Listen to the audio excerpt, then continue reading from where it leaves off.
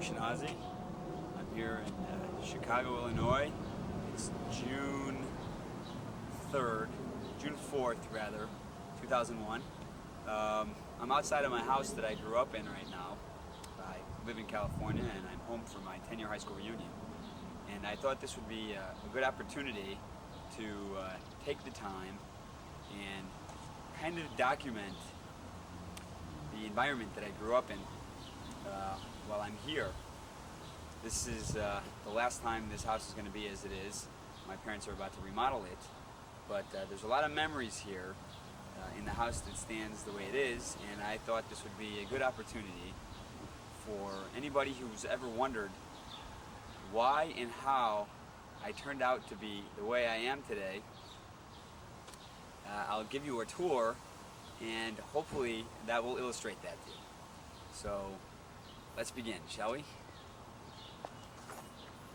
bought the house in 1976, I believe, isn't it? I think we bought the house in '76. Right, okay. And? Hi, Joey. We bought this house in 1976, and soon thereafter Amy was born. And this is where Amy, Joey, and Ronnie grew up. And I recall we had a swing set in the backyard that they used to swing up and down on it. Joey and Ronnie had their bar mitzvah in this house. And they all went to high school and college from this house.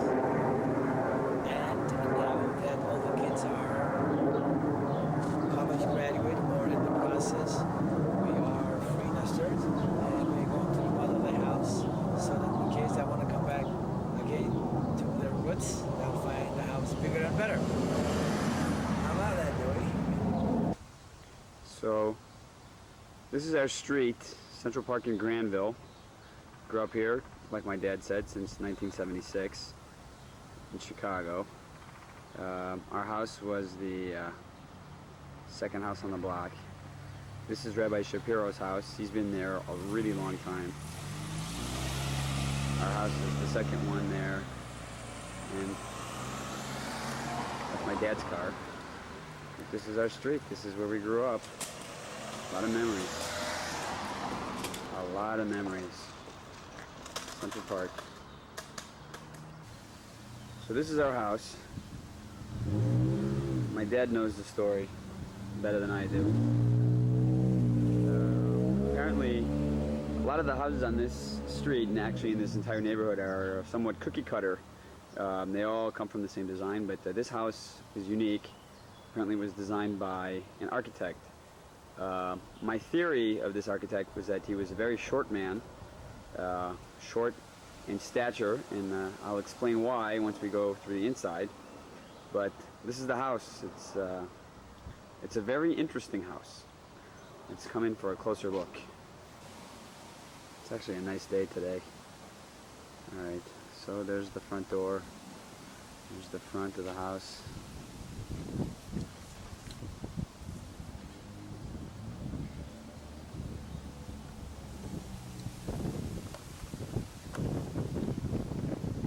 As you can see, the paint is peeling on the roof there. My uncle was the last person to paint the house, and I guess if the type of personality that you have is any indication of the type of painter that you would be, this makes perfect sense. He's kind of fallen out of favor with my family, and I guess retrospectively, the type of painter that he was would be some kind of an indicator as to the type of personality that he had. That didn't make any sense, but just work with me. So here's the house from the, this is the northeast side where I'm standing right now. And there it is. It's a nice home for somebody else's family. No, it was a very interesting, nice place to grow up. So there's Rabbi Shapiro's house on my left right now, and this was the Sagan's house. Now, Teresita Sagan was a very powerful woman in the city of Chicago, as was my father. Yes, my father was a very powerful woman in the city of Chicago. Teresita was the commissioner of Department of Streets and Sanitation, and for that very reason, as you can plainly see here, our house was always well paved. And if I take you 1 or 2 blocks away, you'll see in what dilapidated condition the other streets were. But from the corner of Granville and Central Park to the corner of Central Park and I think it's Rosemont over there, our block in particular, always well paved, and we have Teresita to thank. Thank you. So let's go in now, check out the side of the house over here. This was the walkway where I skinned my knees umpteen million times when I was a kid growing up.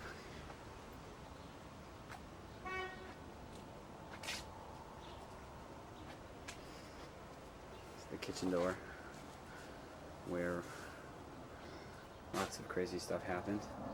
Here's my mother's Lily of the Valleys. And we're coming up to the backyard where we just had a barbecue yesterday.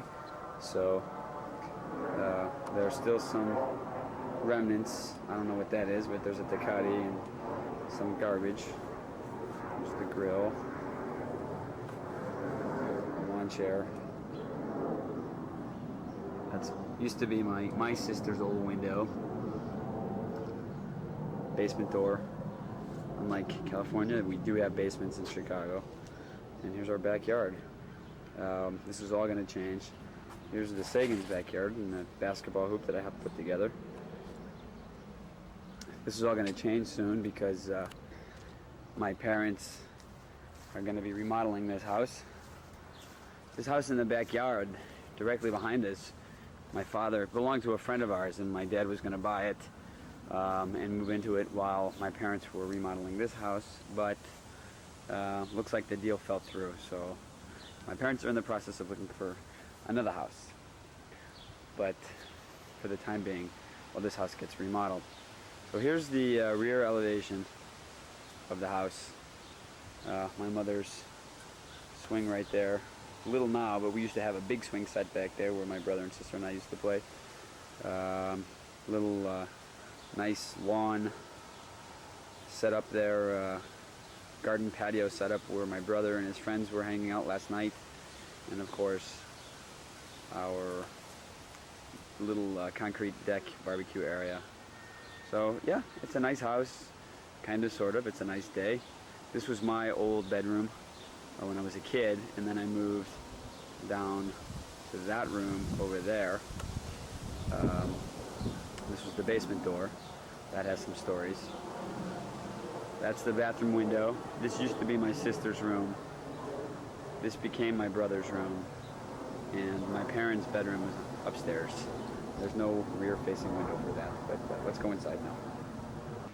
So now we're going to continue the tour. We'll go through the inside of the house. Right now, we're outside the front door. You can kind of see our reflection right there. All right, good. So we're going in. So there's Dad. So where can we go? I don't know. Let's go. Just let's go in here. We'll go. Okay, we're about to take off, my father and I. But this is the house. This is the wallpaper that was installed by an interior decorator a long time ago. 1984. 84. There's turkeys and trees and Birds and all the good stuff. or peacocks, it looks like, That's right. and good stuff. And you can see the lines there. So 1984, it's about time to change it. That's right. We're gonna remodel the whole house. So here's the living room. This whole house was done in 1984, apparently. Here's the living room set up. A couple of sofas, a couple of chairs.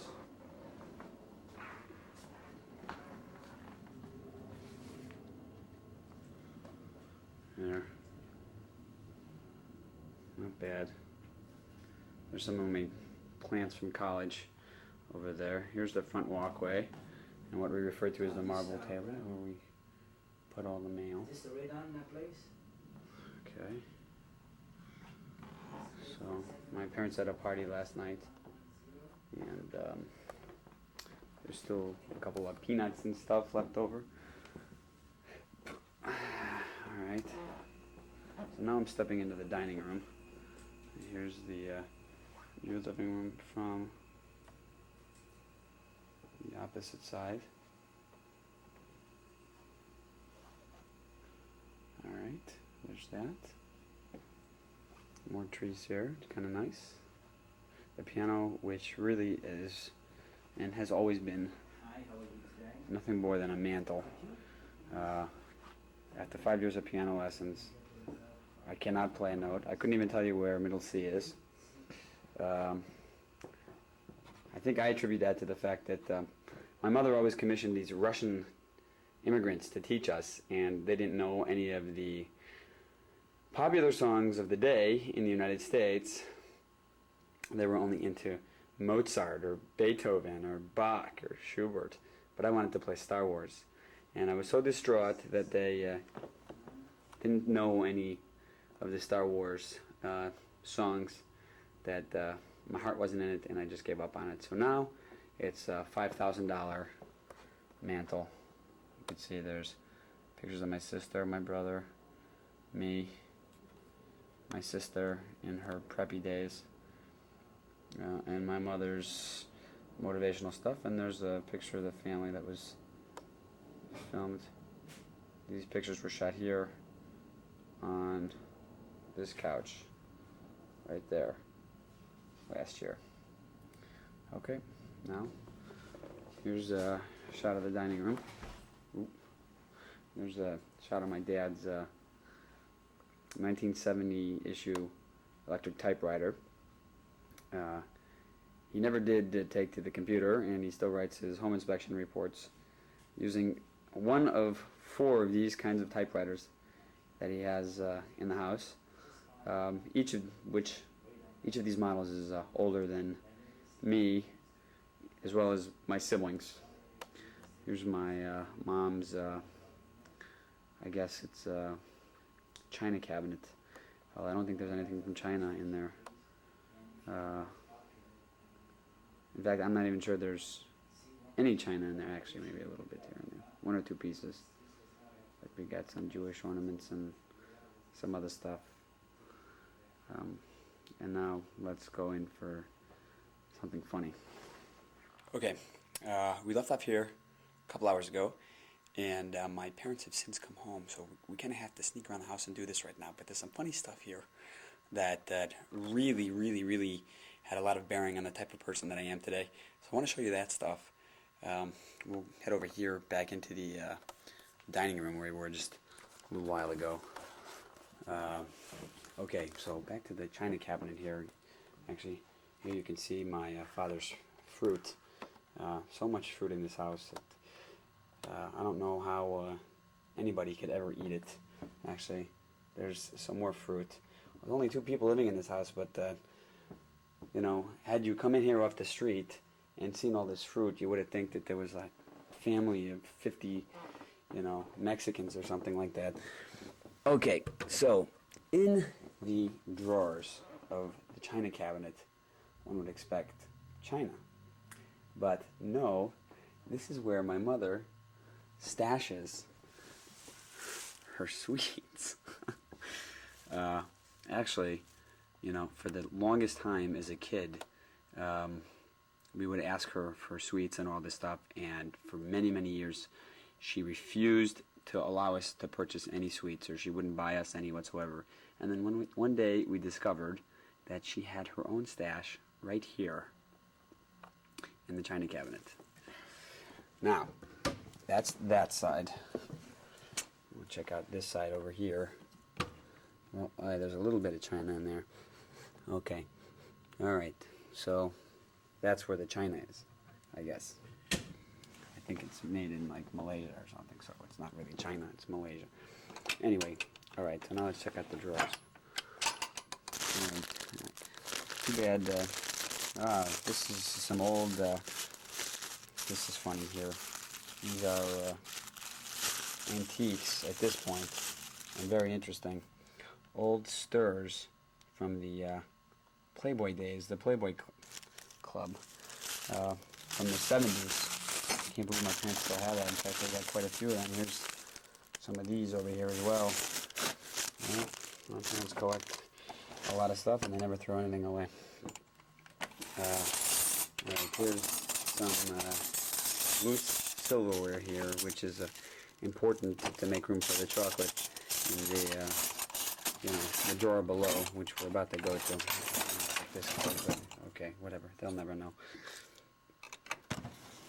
Okay, here we go. So, jackpot, right? We've got the Ghirardelli chocolate over here. And then, of course, there's a nice Arabic treat. Well, there's another chocolate bar, but this is an apricot fruit roll. We've got some biscuits of some kind over here. Let's see.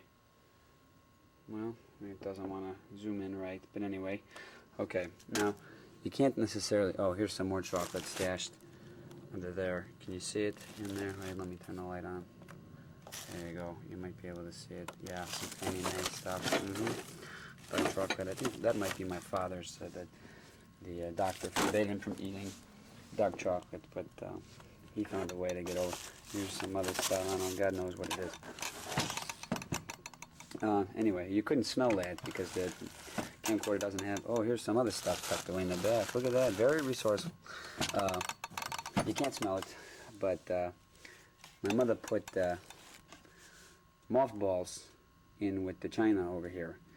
So I don't know why. I think she thought it would keep the bugs away, although bugs and moths are entirely different. But to our dismay, the smell of the mothballs somehow gets into the chemical makeup of the chocolate, so the stuff is all somewhat toxic at this point. You can't really eat it. But ever since my mother put those mothballs in there, not one piece of china has been, or silverware, has been consumed by the moths, apparently, that were plaguing our china cabinet. Alright, now let's go up over to, what else we got here? China cabinet. Let's go over into the kitchen. Now, alright, this is where the big treat lies. So, haven't showed you the kitchen yet. This is the kitchen. Over here, very small kitchen. Very small. Probably also decorated in 1984. Alright, so that's the whole view of the kitchen. Now, remember earlier I told you that the purpose of this meeting was, or the purpose of this videotape was to indicate, give some inkling as to why and how I turned out the way I am today. Well, here's the refrigerator. What do we have in here? We've got our lactose-reduced milk, our fat-free cottage cheese, strawberries, a whole bunch of stuff. Apparently the light's burnt out. But you see some unique stuff in our freezer and fridge that you wouldn't see in somebody else's. Like this, for example, right in the door of the refrigerator is my father's suppositories. I guess he likes them cold when they go in. I'm not exactly sure.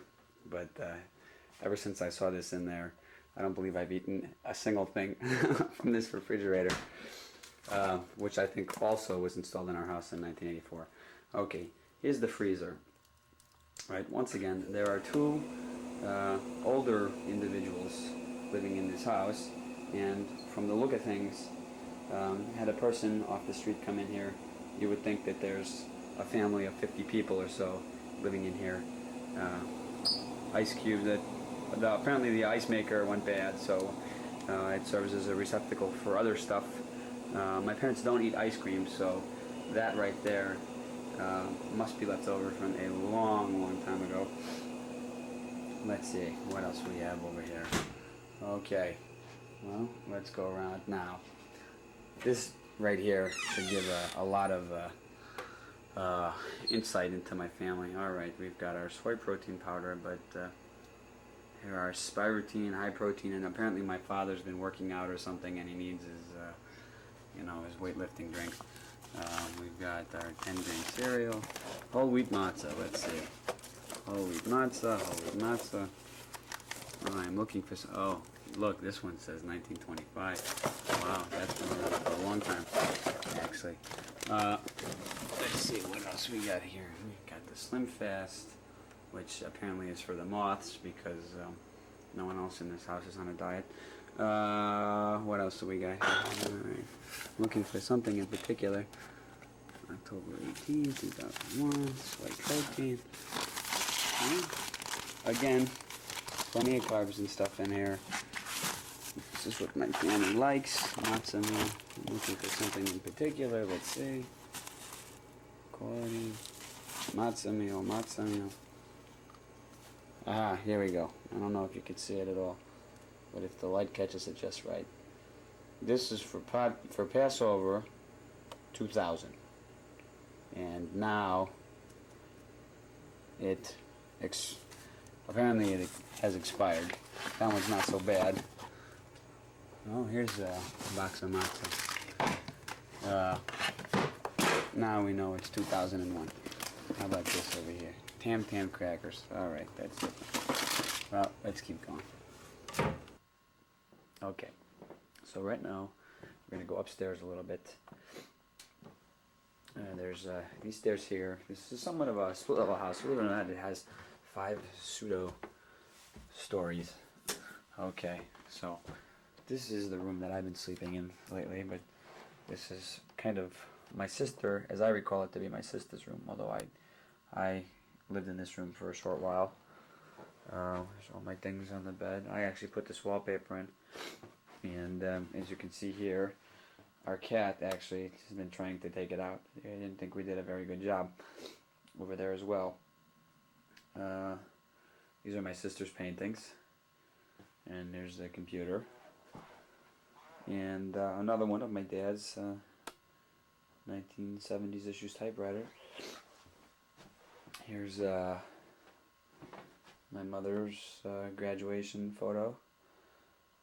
Well, let's turn the light off.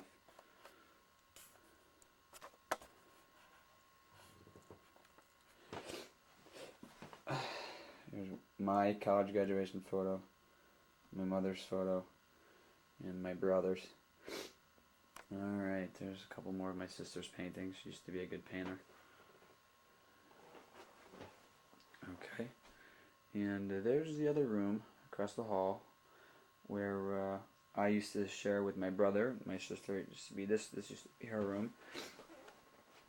There's a little mantle here, a dresser, and my brother and his cat, the one that likes to take the wallpaper off. He's a demolisher. And there's us when we were kids. And us when we were kids again. Alright, now let's go into the bathroom over here. Okay. So here's the bathroom. And get some lights going in here. Alright. Kind of small. That'll all come into play later when I think this was also decorated in 1984. I'm allergic to the cat, which is why I'm sniffling right now. Okay, there's me. I got something in my eye as well. Alright, okay. Now, here's the drugs and everything. And what do we have here? American. Oh, Proctisol. My dad made his mark not just on the kitchen refrigerator, but also in this bathroom, even though he tends to use the one upstairs. That's okay, I guess. Little antibiotic stuff. We got some natural fresh deodorizing air freshener. Down here is some Dead Sea mud. My mother bought this from the Dead Sea. She brought it back with her when she came here. There's some stuff in the back that's over 10 years old. And this is that's actually a bottle of water and sand from the Dead Sea. So the bathroom is a bit of a storage area. It's not just a place where one takes a shit. It actually stores some of it as well. That's my commentary for the time being. All right, now we're going to continue on to other parts of the house. Now that we saw the upstairs, let's kind of head into the downstairs over here. Here we go. We're going down to the first basement. Believe it or not, we have two of them. Alright, so I'm going to grab the tripod here. Take that down and go together. There we go. Alright. There we go. Alright, so this is the den, I guess, is what it kind of came to be known as. This was remodeled more recently, at least the carpet was put in more recently. You got a fireplace there. TV with the blue screen. Actually, let me shut that off. Okay. Boy, the cat's allergies are really getting to me. So, we got the wood paneling, which is indicative of the 60s and some African art here. Old textbooks of my parents' high school and college educations. A bright light. This couch, which is about 4 or 5 years old, and that's that. And then across from here is my bedroom. Now, the insight into me and my life, the way it is today, will be addressed right now. This is our set of encyclopedias that my mom bought, I think also in 1983 or 84 or something like that. And I opened one of the books to a certain page, which definitely has a inference to me in my life. I don't know if you could see that there, but that is Napoleon. And why Napoleon? What does Napoleon have to do with me? Well, Napoleon was a short man, as I mentioned earlier, and I believe that the architect of this house was also a short man, and I'm about to illustrate why. So if you'll just follow me here into the bathroom. Actually, I'm going to set up the tripod, and I will illustrate this to you right here. Okay, so as of my sophomore year in high school, actually my freshman year in high school, I moved out of sharing a room with my brother upstairs, and I moved down here. And that experience in the ensuing years had a very large or small bearing on my life, and I'll demonstrate how. You know the saying that a goldfish will only grow into the size that its environment allows. I should preclude that statement by saying that, with the reference to Napoleon, I'm something of a short guy, and I've always had something of a complex about being short. I had a girlfriend that was 6 feet tall. That might have exacerbated things, but anyway, actually, we'll continue this. Yes, sir, Dad. Go now.